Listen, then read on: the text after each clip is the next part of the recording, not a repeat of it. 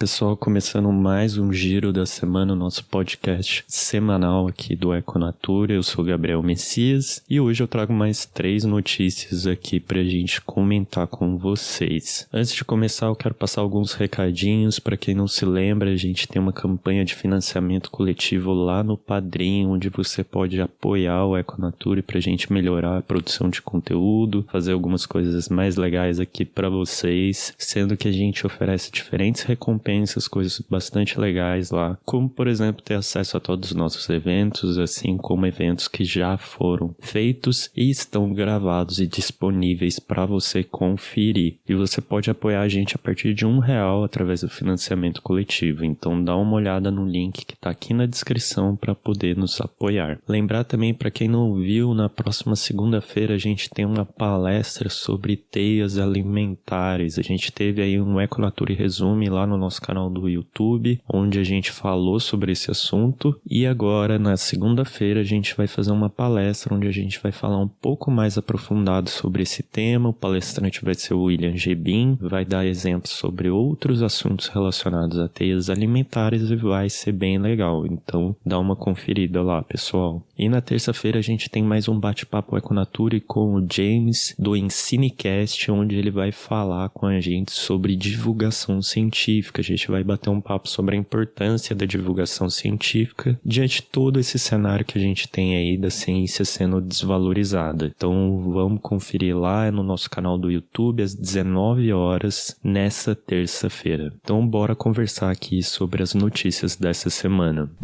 A primeira notícia que eu trago ela é um pouco mais regionalizada, mas ela é bem legal. Ela vem lá do Paraná e ela tem o seguinte título: Tecpar participa de projeto para combater comércio e uso ilegais de agrotóxicos. Ela foi publicada lá na Agência de Notícias do Paraná. Em linhas gerais, o que essa notícia traz é sobre um projeto que foi instituído aí em parceria entre o Instituto de Tecnologia do Paraná, o Tecpar, com o Ministério da Agricultura e Pecuária e Abastecimento, que nada mais é que o MAPA. E a ideia desse projeto aí é combater o comércio e o uso ilegal de agrotóxicos. Esse projeto ele surgiu a partir de uma iniciativa aí do Ministério Público do Paraná, o MPPR. Então o nome desse projeto é Sistema de Triagem Rápida de Agrotóxicos e Resíduos, onde o objetivo é utilizar equipamentos portáteis para a detecção de substâncias ilegais sendo utilizadas. O papel aí do Tecpar vai ser a validação desses equipamentos, bem como a confirmação das medições realizadas em campo por meio de análises laboratoriais. O Jorge Calado, que é diretor-presidente do Tecpar, ele destaca o seguinte: a pedido do MAPA, o Tecpar está compartilhando sua expertise e estrutura técnica nesse importante projeto. O uso de equipamentos portáteis será uma importante ferramenta de apoio ao trabalho da fiscalização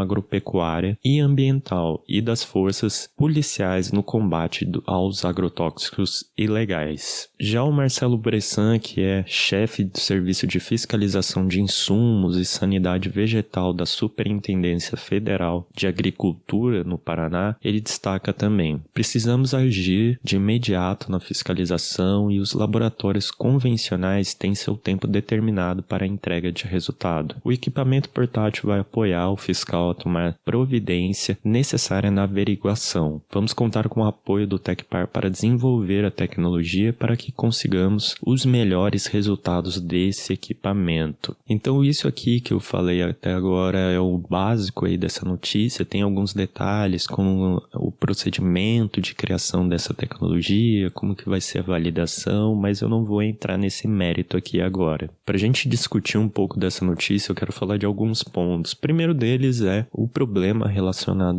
aos agrotóxicos. A gente já discutiu aqui em diversas oportunidades a preocupação que existe quanto ao uso dos agrotóxicos. Primeiro, uma coisa que a gente tem que destacar é que cada vez mais substâncias estão sendo liberadas aí para serem utilizadas. A gente teve aí um aumento do número de substâncias liberadas a partir aí do novo governo federal brasileiro, onde o MAPA aí começou a liberar liberar várias e várias substâncias, inclusive algumas delas que são proibidas em outros países. O grande problema aí que a gente vê é que já passou essa conta dos 400 novas substâncias, mas existe uma grande precariedade aí na fiscalização do uso dessas novas substâncias, assim como existe também um problema com o manuseio. Muitas das pessoas que usam os agrotóxicos não sabem como manuseá-las, não usam EPIs, usam material acima do recomendado, acima daquilo que é sugerido pelo fabricante. Então a gente vê uma gama de problemas relacionados a tudo isso. E claramente a gente vê que os agrotóxicos também têm os problemas quanto ao aspecto ambiental e sanitário. Esse uso inadequado e essa falta de fiscalização favorece que haja, portanto, contaminação de solo, águas,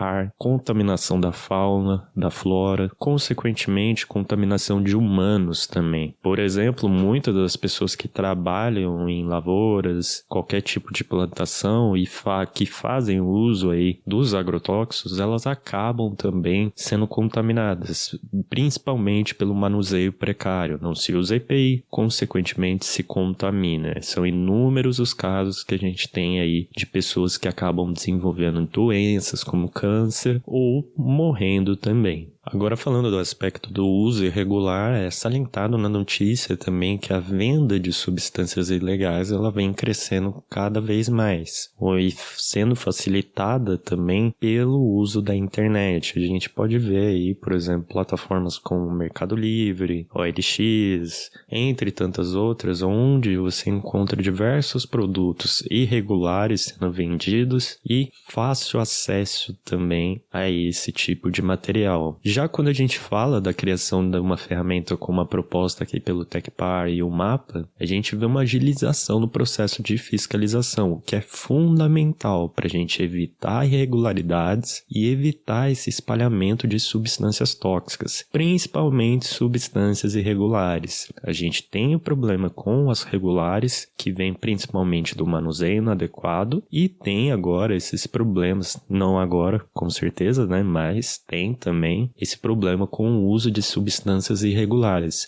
Substâncias que muitas vezes foram também proibidas pelo MAPA. Existem alguns casos, por exemplo, que a gente já viu sendo relatados de substâncias que foram proibidas pelo MAPA. O produtor tinha comprado uma grande quantidade desse agrotóxico e para não perder o seu produto, o que ele fez? Ele aplicou tudo de uma vez e aí, consequentemente, trouxe diferentes problemas ambientais e sanitários, além de sociais, é claro. E aí um ponto que é muito destacado aqui também é a questão da importância da tecnologia, né?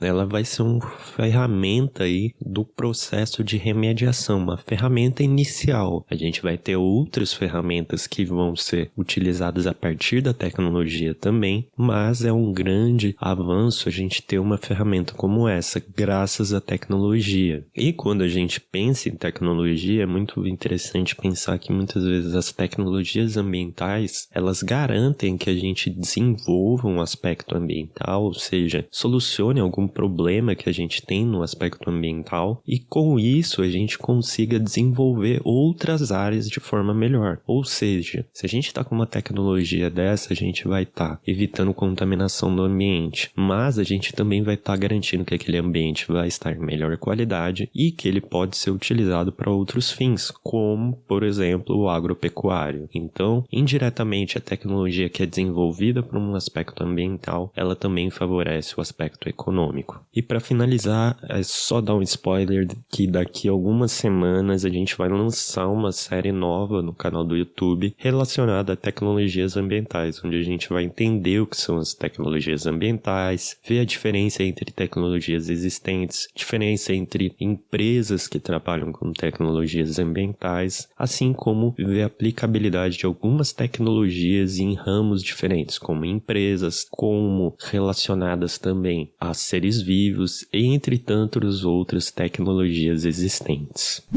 A segunda notícia que eu trago aqui se chama Associação lança material educativo sobre logística reversa de lâmpadas para escolas do ensino fundamental e médio. Ela foi publicada pelo Sistema Costa Norte de Comunicação. Essa notícia traz aí o relato sobre a Reciclos na Escola, que é um projeto criado aí pela Reciclos, que é uma associação brasileira para a gestão da logística reversa. Ela é uma organização sem fins lucrativos responsável pela gestão da logística reversa de lâmpadas no nosso país. A ideia desse projeto é oferecer gratuitamente materiais educativos sobre a importância de reciclar lâmpadas para a escola de ensino fundamental e médio, públicas e privadas. Inicialmente, esse material vai ser divulgado de forma digital, com videoaulas e material de apoio com exercícios. As escolas que participarem desse projeto vão receber um selo e um certificado que estão sendo contempladas dentro desse projeto. E esse projeto também é uma parceria com o professor Samuel Cunha, que é um professor da área de biologia e que tem um canal relacionado ao tema biologia.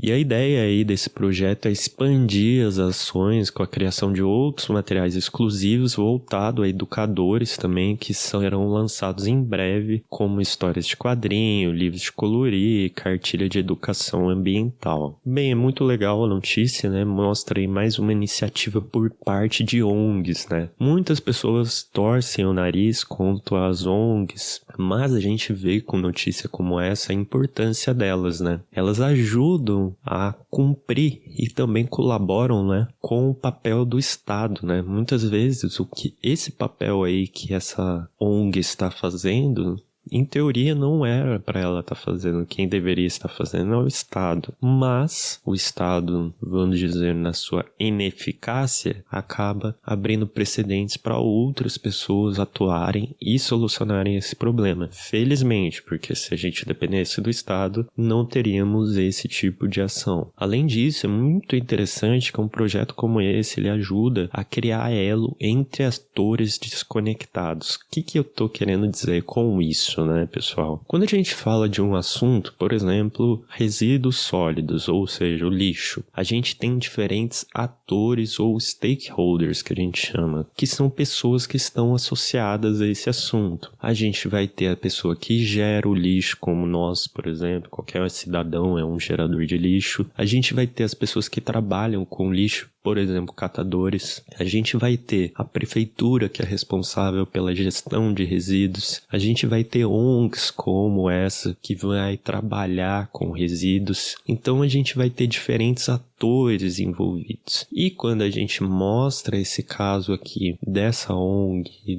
desse projeto, o que a gente percebe é que ele é mais um daqueles projetos que ajudam a conectar esses diferentes atores, onde a gente vai ter quem gera o resíduo sendo conectado a um educador, e esse educador vai fazer um elo de ligação ali e permitir que a logística reversa ela seja mais visualizada, e com isso se tem um maior sucesso aí no processo de logística reversa relacionados às lâmpadas. Um outro exemplo que a gente pode dar aqui é quanto aos geradores de resíduos e os coletores, no caso, os catadores. A gente tem um exemplo do Pimp My Carroça, que criou o app Cataqui, onde ele coloca lá os anúncios de quem tem resíduo para ser descartado e o catador pode entrar em contato com essa pessoa e fazer essa ponte para o catador ir lá pegar esse resíduo, receber por isso e ajudar no processo de reciclagem. Então, é sempre fazendo essas ligações. E aí a gente vê muitas ONGs,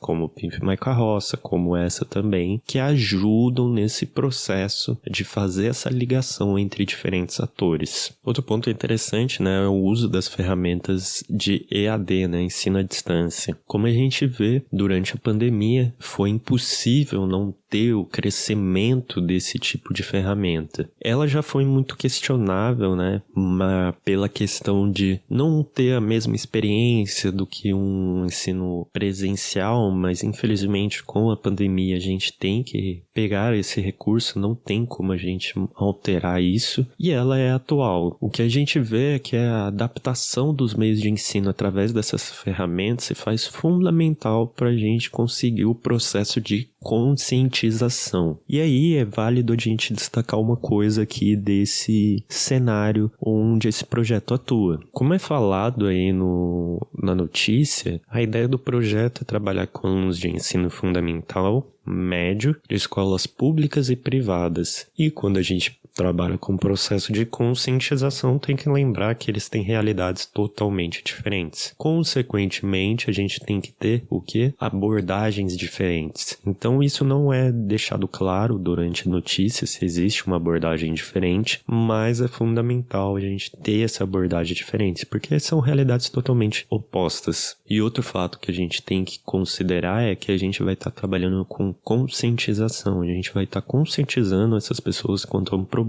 o que não diz que elas vão agir em prol do meio ambiente, ou seja, relacionando conscientização ambiental com comportamento proambiental, que são temas diferentes que a gente já falou aqui em outras oportunidades. Um outro ponto relevante é a questão da certificação, né? A certificação indiretamente, ela estimula a inserção dos materiais nas escolas, como uma vitrine, né? Ela dá uma valorização para a escola. Por exemplo, no caso das escolas particulares, ela aumenta a rentabilidade no preço de venda, né? A gente vai ter um produto agregado aí ao valor final da mensalidade. E por fim, uma coisa interessante, voltando para aquele papo do Estado fazer isso, né? É que o tema meio ambiente, ele já está considerado dentro da base comum curricular nacional, ou seja, assuntos como esse já deveriam ser debatidos com alunos de ensino médio e ensino fundamental. Porém, é interessante que a necessidade dessa complementação, visto que, apesar de estar na base comum curricular, não existe realmente um debate específico sobre isso. Então, essas ações se fazem muito relevantes.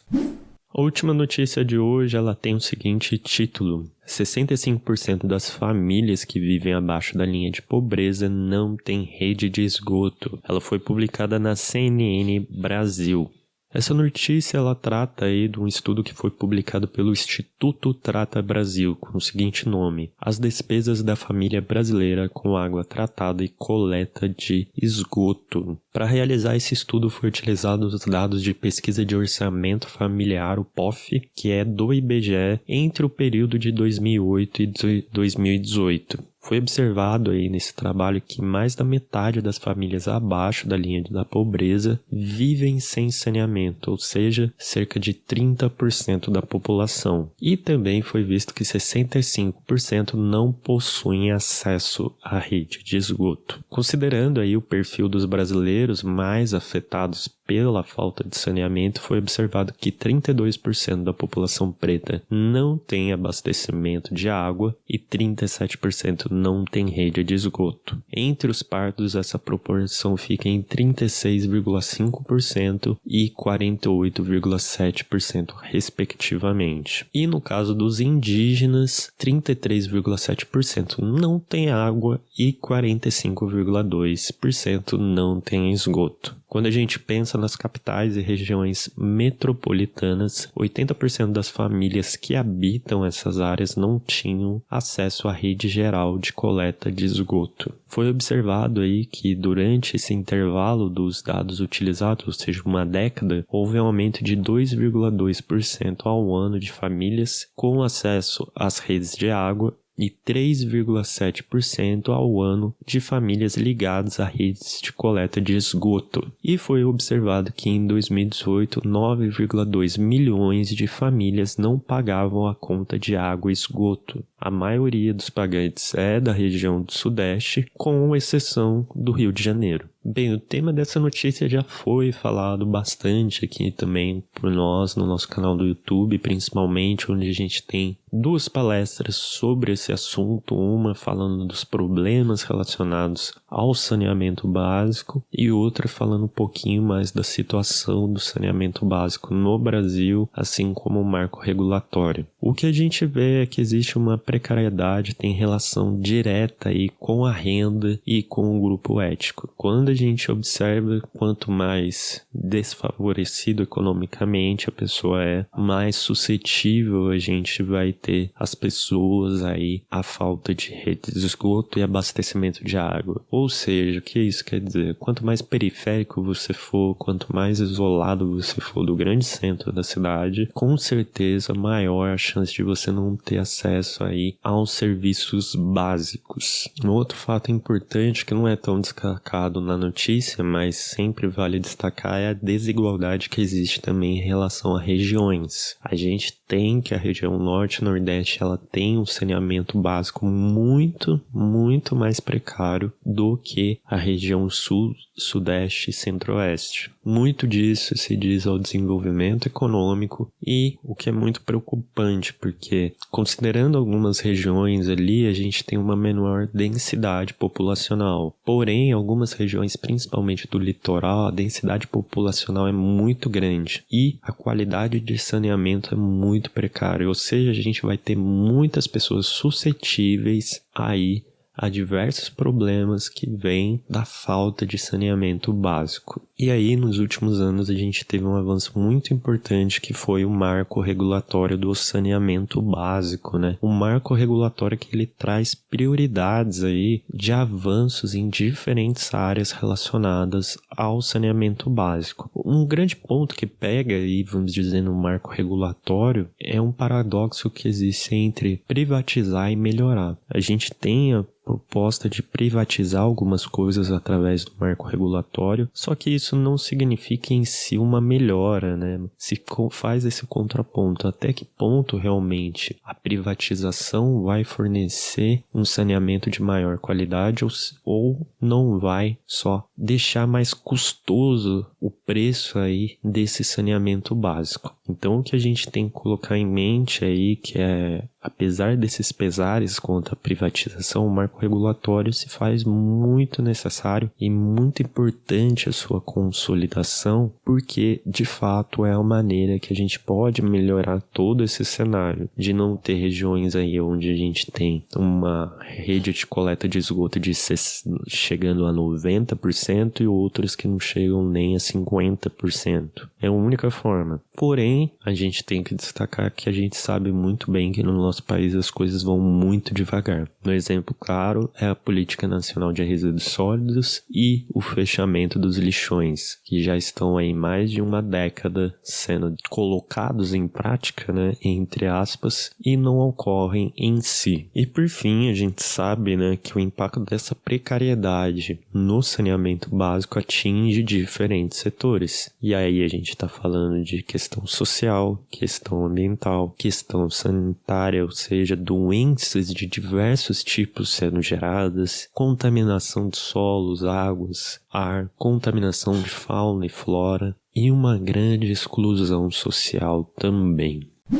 Bem, pessoal, então foi isso. Essas foram notícias dessa semana aí. Notícias um pouco interligadas, falando de tecnologia, falando de agrotóxicos, falando sobre saneamento e também aí falando um pouquinho sobre a questão da educação como um todo, a sua importância aí para a consolidação de ferramentas como da logística reversa. Se você gostou, tem alguma sugestão, quer que a gente comente alguma notícia, manda uma mensagem pra gente ou deixa um comentário aqui. Lembrando que esse podcast sai em diferentes plataformas, assim como no YouTube também. Então você pode comentar, mandar uma mensagem pra gente via as nossas redes sociais, como Instagram, Facebook, temos Twitter também, tem grupo no WhatsApp também, é só você conferir os links aí da descrição que você consegue ter acesso a tudo isso. Então é isso, pessoal, um abraço e até mais.